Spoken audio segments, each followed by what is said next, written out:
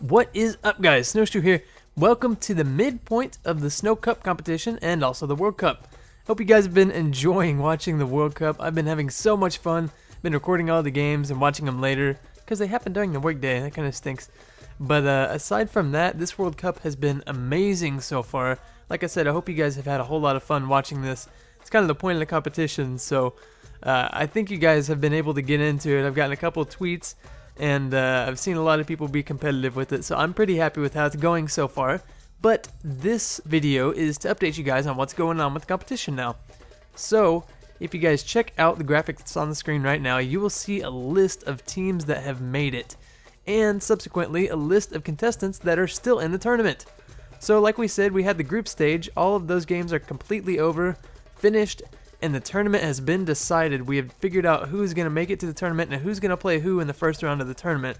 And then after this, we are going to announce who is matched up with who for the Consolation tournament. So you guys who have been booted out of the tournament early, your team has been sent packing to their home country, tears in hand.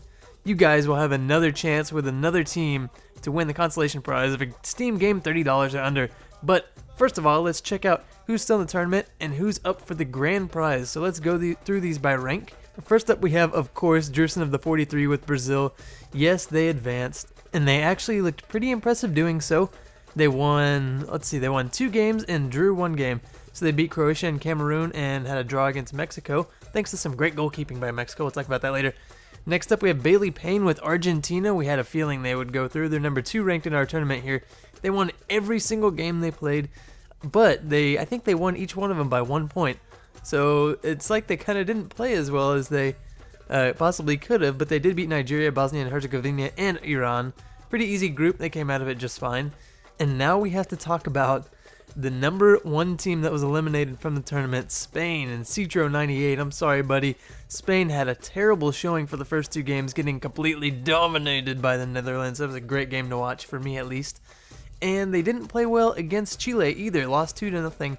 They finally turned it on just in time to play Australia, but they were already eliminated from the tournament at that point, so it really didn't matter. So unfortunately, Citro98 and Spain are out. Next up at number 4 is Germany with Lord of RS60 and the Torch. They're doing fine, chugging along just like a German team would, efficient and whatnot. They're winning games. They drew 1 game against Ghana, but handily beat Portugal and barely beat the United States, which is really all they had to do. So they're looking like they're in good shape, and I'm looking like I'm a little bit scared to give away a couple games for the grand prize, but we'll see if you guys can win it there. Next up, number 5, Matt Morley with Italy. Italy, I told you, Matt, they're a head case team, and they definitely showed it. They could not stay on sides for their games. It was crazy, but that was thanks to some amazing Costa Rican defense. We'll get to that in a little bit also. Then we have Asian Piano 405 with Uruguay. Very controversial team in this tournament, as their best player, Luis Suarez, bit a guy on the shoulder. This is the 3rd time he's done it in his career, and he is suspended for the rest of the World Cup. It's amazing that happened again. Check out the video. Just look it up. Just look up World Cup bite, and you'll know exactly what I'm talking about. It's a crazy video, but he bit a person. Yes. Next up, number 7 was Spectap Gaming and Colombia. Colombia have had a very good showing so far in this World Cup. Won all 3 games. They've played a goal differential of 7. I think they and the Netherlands are both the best performing teams so far by the numbers. And Colombia and Uruguay actually play each other in the next round, so that's going to be a very interesting game. Number 6 versus number 7. I'll tell you guys who I'm picking in a minute. Number 8, we have Ian Morley with Belgium. Belgium have been kind of plugging along, won all 3 games, but again, won them all by 1 goal, I think.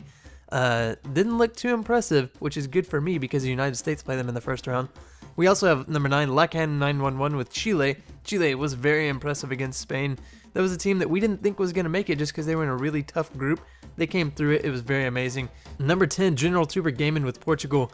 Luckily for me and the United States, Portugal had a terrible showing against Germany where they lost by, I think, 4 goals, which ended up being the tiebreaker difference against the United States, so they will not advance. Number 11, we have Dark X Ninja with France. France, to me, may be the most impressive team in this tournament so far. They put on a show in 2 of their games. They had a draw against Ecuador. That's a pretty inconsequential game, so it really didn't matter. So I would give them a pass for that one. Number 12, W33 Bailey, and one of the most disappointing teams of the tournament, England. England had some poor showings. They had a terrible group to deal with the group of champions, as they called it, because there were so many past World Cup champions in it. But the first two games they had against Italy and Uruguay did not go well. They were both terribly played by England, in my opinion. They managed to come away with a tie against Costa Rica, which in a game that didn't matter at all. Very interesting. England sent packing an entire nation in tears. Sorry about that, Bailey, but you will move on in the consolation round, don't worry. Number 13, Mr. Rapids with the Netherlands, chugging along just fine. La Orange doing great. By the numbers, the best performing team in the tournament so far. They just absolutely dismantled Spain. Like I said, fantastic game to watch. All their players are operating at a full clip. It has been fun to watch so far. Hopefully they'll continue to go far. Like I said, guys, the Netherlands is my favorite team besides the United States, so I'm really pulling for them. Number 14 with a Million Monkeys and Switzerland. Switzerland seemed to be doing all right. They managed to make it out of their group. Even though the group was pretty easy, they did their job, and we'll see if they can continue in the next round. Number 15, Arctic Does Minecraft, has Croatia. Croatia did not make it. Again, they were in a tough group. Got outbattled by Mexico and Brazil. Number 16, Daughter, has Japan. Japan did not play well in this World Cup. One of the worst 3-game performances in this World Cup, in my opinion. Very disappointing from Japan. Number 17, the S-Bone with Bosnia and Herzegovina. Like I thought, they didn't make it through, but it's okay. I'll move on to the consolation round, like I said. Number 18, Anthony Marico with Ghana. Ghana, again, had the group of death with the United States, Portugal, and Germany. Very, very tough group to come out of. Unfortunately, they just couldn't muster enough goals to get out of it, but you will move on. And at number 19, Ali Likes Minecraft, has Nigeria. Nigeria mustered 4 points in this tournament in a pretty easy group and are moving on to see if they can take on the next team. Number 20, Sky Divisor with the United States, who of course moved on. Luckily, thanks to a technicality, Portugal and the United States were the only team that tied between second and third in their group. So the United States was fortunate enough that Portugal had a terrible showing against Germany, dropped those 4 or 5 goals, and left themselves out of the tournament. So lucky for the United States, we are moving on. Number 21, King Velasquez, has Russia. Russia had a pretty easy group. I thought they were going to make it out, but unfortunately they just couldn't figure out how to win a game in this tournament. They had 2 draws and 1 loss. Unfortunately, that's not good enough. You got to win a game to make it through. Number 22, JR Beers, has the Ivory Coast. Like I said, the Ivory Coast is probably my 3rd favorite team in this tournament. Terrible showing from the Ivory Coast. They also only won 1 game.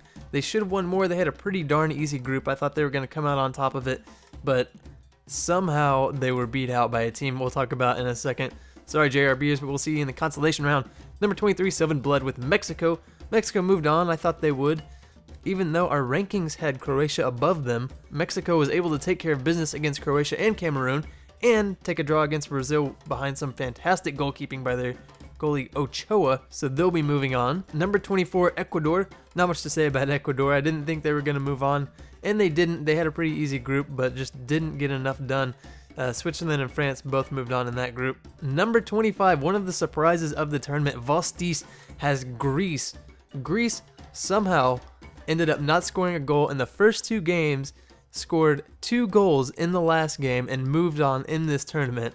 Greece is an incredible defensive team that was able to get out of their group out of sheer will and had an amazing win against the Ivory Coast to push them through to the tournament stage. Very good story there. Number 26, Mad aka Slash with South Korea. Another team with a very disappointing showing. Again, they were in a pretty easy group. Couldn't figure out how to get a win, therefore you don't move on. Number 27, the Rubinator, has Algeria. Same group as Korea, Russia, and Belgium. They moved on. They did get a win against Russia, so that did push them on through the tournament stage.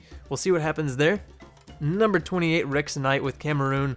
The worst showing in the World Cup. I was extremely disappointed in Cameroon. Samuel Eto'o did nothing. They scored 1 goal the entire tournament, lost all 3 of their games, 0 points, -8 goal differential.